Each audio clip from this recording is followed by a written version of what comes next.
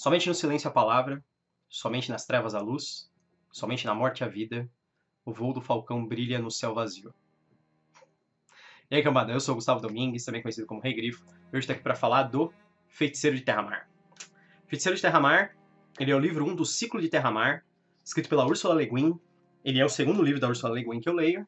O primeiro livro que eu li dela foi A Mão Esquerda da Escuridão, que é um livro de ficção científica, faz parte de uma outra série. Esse é um livro que faz parte de uma série de fantasia que ela escreveu. O livro ele foi publicado em 1968 e ele foi publicado aqui no Brasil pela editora Arqueiro, essa versão aqui, em 2016, no ano passado, com tradução da Ana Rezende. Inclusive, a tradução muito bem feita. Vou falar sobre o livro. Qual que é a história do livro? A história é a seguinte. O personagem principal, o Feiticeiro de Terramar, ele é o Ged, que também é conhecido como Gavião. A história começa com ele ainda criança, quando descobrem que ele tem dons mágicos. Ele é encontrado por um mago muito poderoso chamado Ogion, e esse cara ele começa a ensinar magia para ele e eventualmente leva o Ged para uma escola de magia. Inclusive, essa é uma parte muito interessante da história, porque todo mundo reconhece que a Ursula Le Guin e o Feiticeiro de Terramar, quer dizer, que o Feiticeiro de Terramar é onde surgiu o primeiro conceito de uma escola de magia estruturada como se fosse uma universidade, onde tem cada professor dá uma matéria, então tem um professor para um tipo de magia, um professor para outro tipo de magia. Inclusive, todo mundo imagina que a inspiração de Hogwarts seria isso, seria a escola de magia que aparece no Feiticeiro de Terramar. Nessa escola de magia, o Ged acaba fazendo... Tem uma série de situações e ele acaba fazendo uma cagada, como todo bom personagem principal, e ele liberta uma criatura de sombras terrível no mundo. Essa criatura tenta matar ele, mas ela não consegue, e depois o resto da história basicamente é ele viajando e a criatura perseguindo ele enquanto ele tenta adquirir conhecimento a respeito dessa criatura para vencer ela.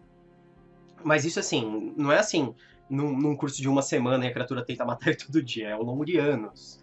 Essa criatura reaparece de formas bem espaçadas, as aparições e as tentativas de assassinato ao Ged, o Gavião. Essa história é bem interessante, porque ele faz muitas coisas para ir atrás, ele vai atrás de poderes ancestrais, tem um dragão extremamente antigo que ele acaba usando uma ameaça contra o dragão para ver se o dragão sabe o nome verdadeiro dessa criatura, porque os nomes são uma coisa importante nesse universo de magia. Aí, eventualmente, ele entra numa fase que é uma jornada de barco de uma ilha a outra, tentando encontrar uma forma de vencer a criatura.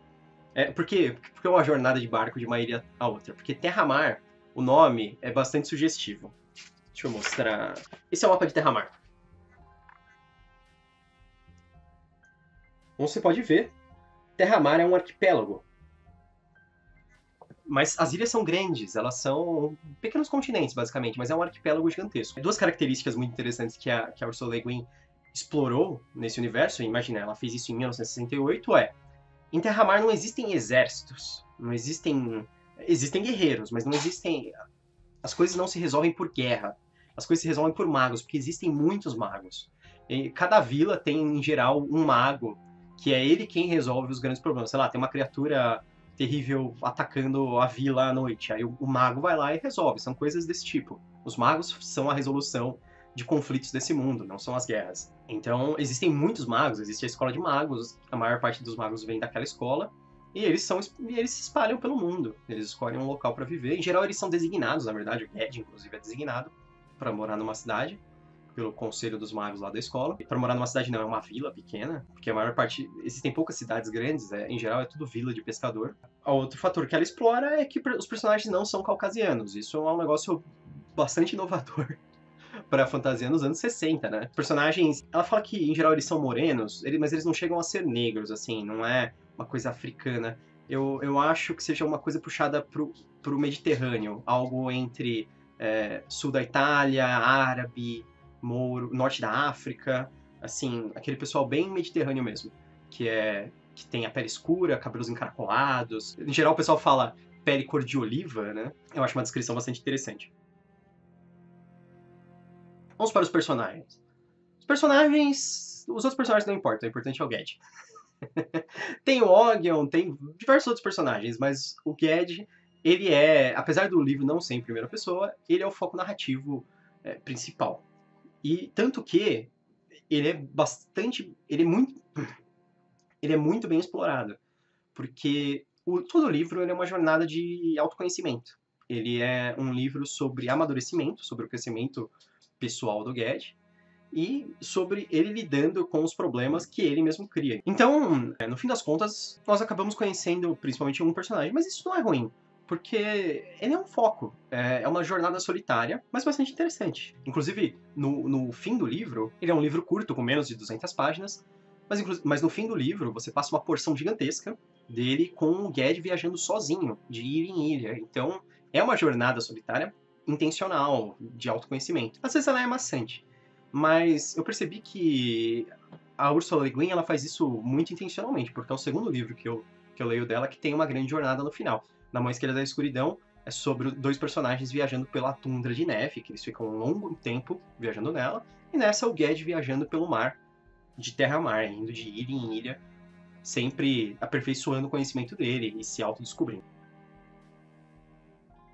Narrativa da história. A narrativa ela é bastante enxuta. Cada palavra dentro da narrativa tem um propósito.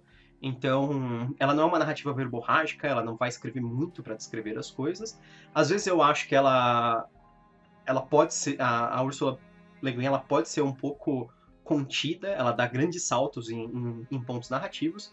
Então, ela conta uma história gigantesca em menos de 200 páginas. Mas eu acho que é uma coisa própria da época também, do método de escrita que eles escreviam. E é o estilo dela também. Eu não tiro o mérito dela por escrever desse jeito. Eu acho muito difícil você passar mais significado com menos palavras, na verdade, né? Porque é fácil você elaborar, ser barroco e escrever e inchar um livro para que ele vire aqueles tijolão de fantasia. Isso é bem tranquilo. A maior parte dos autores contemporâneos, com certeza, poderiam perder um pouco da gordurinha ali do livro. Mas a Ursula Le Guin, ela é bem direta, objetiva. Eu diria que o livro dela, assim, é espartano. Ele não tem um grau de gordura no corpo. Ele é puro músculo. É exatamente o que você precisa. Você vai ler rápido o livro, por causa do tamanho dele, mas não tão rápido quanto você leria 200 páginas de um outro livro, provavelmente. Porque essas 200 páginas desse livro, eu acho que vão exigir muito mais de você enquanto você lê, do que 200 páginas de um livro de fantasia de 800, entendeu? Mas lógico, é um livro que se você sentar e você falar, hoje eu vou ler esse livro inteiro, você consegue. Inclusive, o segundo livro já saiu aqui no Brasil, ele saiu esse ano, e rapidinho, As Tumbas de Atum, ou Atuanum, não sei como é que se fala, ele é o livro 2 do Ciclo de Terra-Mar. O Ciclo de Terra-Mar, ele tem 5 livros no total. É outro livro enxuto, muito bom, mas eu vou fazer uma resenha própria dele, né? Primeiro, eu vou terminar O Feiticeiro. Quais são as minhas considerações finais agora sobre o Feiticeiro? O Feiticeiro Terra-Mar, eu acho que é um livro seminal de fantasia. Ele é um livro que criou muitas coisas, que muita gente se baseia nele para uma infinidade de ideias. Ele trouxe coisas novas para a fantasia para a época. E ele é um livro bom, interessante, extremamente bem escrito para você ler hoje em dia. Ele é um dos grandes expoentes da fantasia do século XX. Acho que, com certeza, ele continua aí entre um dos livros mais importantes da história da fantasia. Tem uma coisa interessante também, a Ursula Le Guin, ela escreveu esse livro por um requisito editorial, foi a editora dela que pediu para ela escrever um livro de fantasia.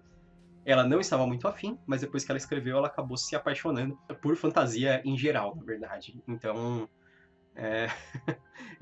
ela até se reconhece mais, eu acho que como uma escritora de fantasia do que de ficção científica, apesar dela ter produzido mais ficção científica, ela sempre entra nas discussões se apresentando como uma escritora de fantasia. Mas é um livro para fã de fantasia, pode ser que você não ache tão interessante quanto os livros de hoje em dia, mas eu acho legal você ler ele para você entender bastante de fantasia. Você fala que ele é divertido, ele é um bom livro.